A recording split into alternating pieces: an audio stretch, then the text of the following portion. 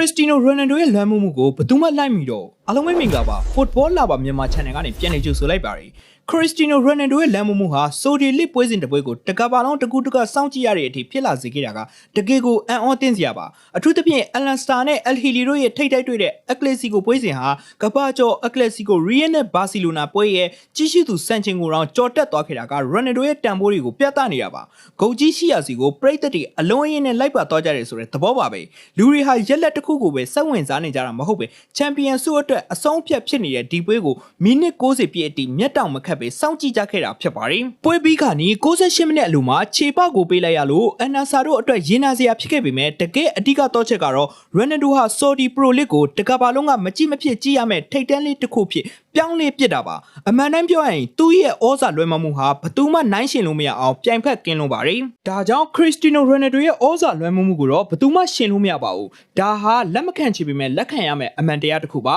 ဒီဗီဒီယိုလေးကိုအဆုံးထိကြည့်ပြကြရတဲ့အတွက်ကျေးဇူးအများကြီးတင်ရှိပါတယ်ဗီဒီယိုလေးကို like and share လုပ်ပေးဖို့လည်းမမေ့ပါနဲ့နော်